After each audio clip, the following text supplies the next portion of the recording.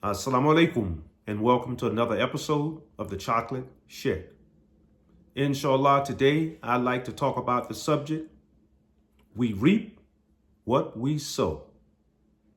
Now, of course, this is a verse that comes from the Holy Bible, but it could be found in other religious traditions like my own, Islam, and others.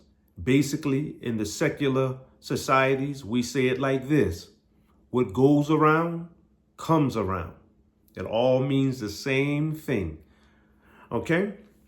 So now that's why we have to be careful about what it is that we ourselves put into this universe. What it means is that whatever we do, it has effect, cause and effect. And most times, I think the majority of us would say that that's the reality of how the universe works. Now, I bring this up because of what's going on politically. I've seen now this is the second attempt on President Trump's life, that things are getting so serious now that people are actually trying to harm this man. They're trying to delete this man. And again, because this is a YouTube channel, we have to use all these strange phrases and we have to use, YouTube language. So pardon the expressions, but I know you all get where we're coming from. If you don't use certain language, or if you do use certain language, you'll get a strike on YouTube. They'll take your channel down, or they'll give you a strike and a warning. And I'm trying to avoid that because I have a new channel here. What I'm getting at is that former President Donald Trump's life has now again been threatened. And this is very sad. I don't care for this man any more than I care for any person that I think is basically leaning toward being a despot.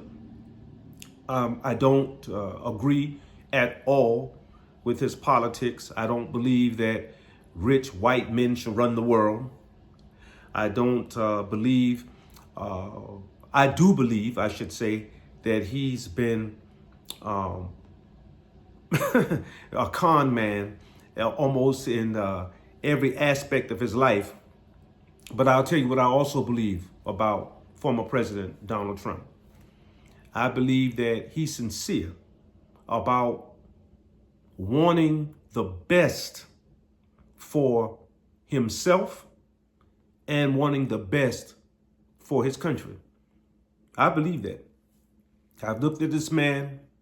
Of course, we've had to follow him. He's been the president of these United States.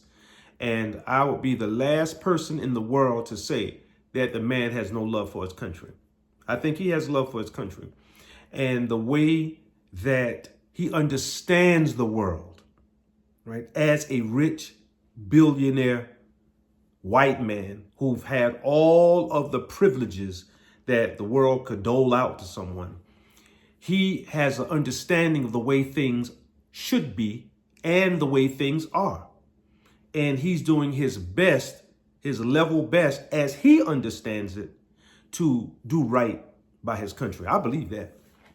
As twisted as that might be, that's what he believes. And on that score, I live in this country.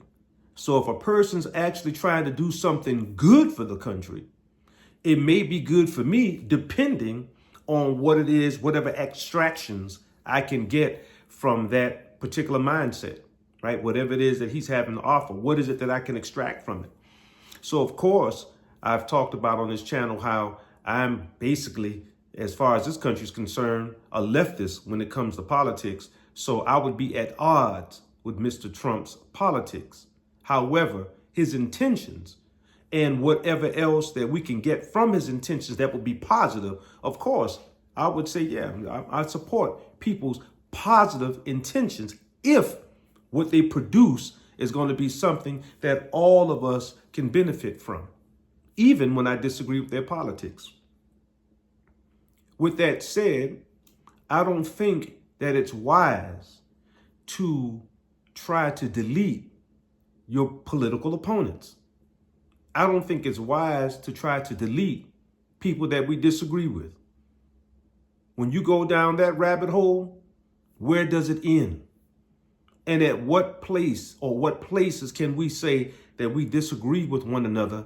And at this point, this is the point where now I think that I have the right to delete you, or you have the right to delete me. Life is cause and effect. Part of the reason why I believe these attempts have been made on the former president is because of his own rhetoric. It's the way that he has framed things and the way that he has put things out there. Those talking points of his as regards immigrants, the talking points that when you read into them, you know, they breed the concepts of white supremacy, etc. And that's just what it is. You know, I've followed this man. I've listened to what it is he had to say.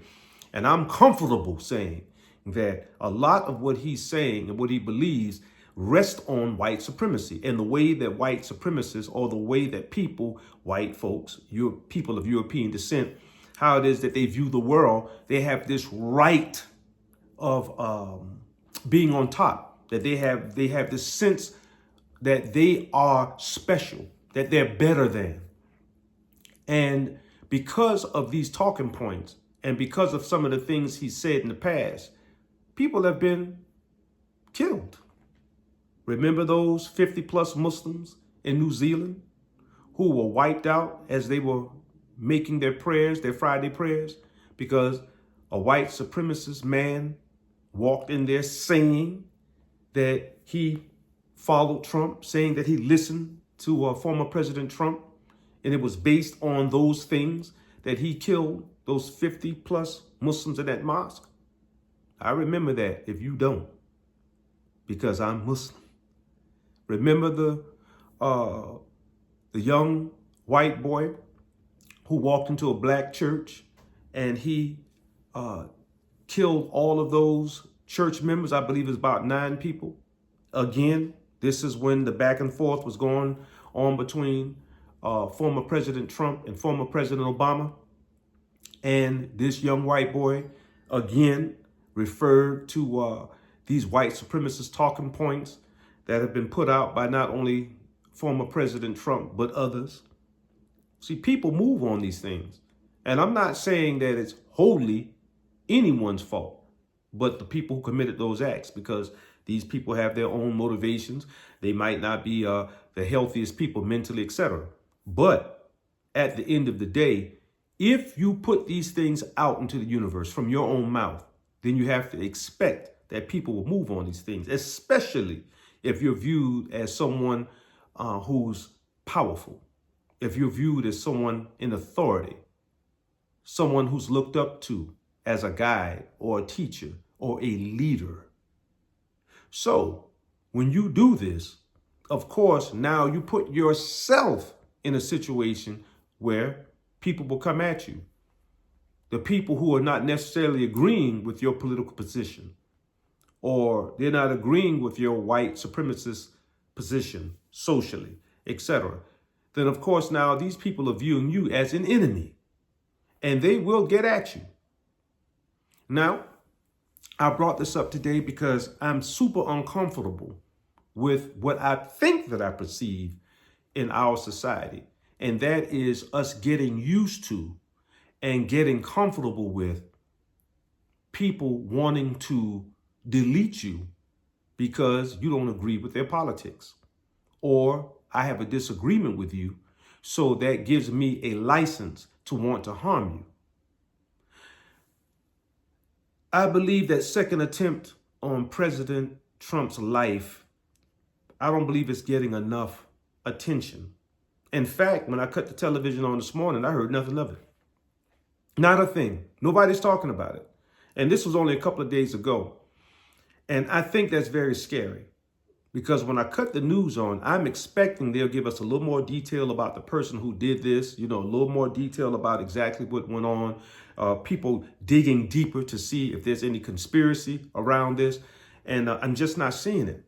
And it's almost like people are being coaxed into feeling as though, okay, since he put these talking points out, or because he's this way, then this should be acceptable. So let's just move on with our lives. And it cheapens or lessens not only former President Trump's life, but it also cheapens and lessens how a secular democracy is supposed to be run. Because now it's almost like we're giving people a license to delete. And if we're going to do that, trust and believe, life will get cheap in this country. Life will get cheap in America and across the world, since America is looked at as one of the leading countries. We already know in other countries they have these issues. So now in America, when you're supposed to be an elite country, a country that others look up to, and we play our lives cheaply, former presidents can be targeted for deletion, and you don't even get 2 or 3 days worth of news cycle about it, then that makes me very uncomfortable, especially as a person who's viewed in the Western world as low-hanging fruit. Yes, I'm talking about Black Americans. We're low-hanging fruit. Anytime anything happens in the Western Hemisphere, especially in the United States of America, we as Black Americans are always amongst the first persons who are attacked or who are harmed. So we as Black Americans have to especially pay attention to these types of incidents. We have to keep our heads on a swivel when things like this happen, because we know that we will be the targets of anybody who feels like something went wrong and they have to now stand up to defend their rights, defend their philosophies, defend their way of life. In these United States of America, it is the Black man who's always targeted for punishment, even when we have nothing to do with it. People find ways of making us the target. So I don't think Black Americans should sit back and laugh about this, because the majority of us might be on the other side, or the other political side of former President Donald Trump. I don't think that's smart. I don't think it's smart to clap this up, and celebrate this. I don't think it's smart for us to take the position that, it's okay. It's okay. He deserves it. Although I will definitely say that we should be sensitive to the wisdom of the ancients when they told us we reap what we sow. So on that score, I say we have to be careful about what it is that we say out of our mouths, what type of philosophies that we espouse to the world, how it is that we live our lives, because we do have real enemies out here and people who are mentally insane. They really are mentally off.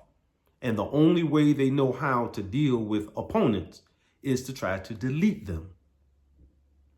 Now, I'm going to end this episode with that, but I want to come back and speak about this maybe in a part 2, or if I rename it under another theme, what it is that we need to do as Americans, and especially as Black Americans, to prepare ourselves for people who like to take things out on low-hanging fruit, right? The people who like to pick the low-hanging fruit.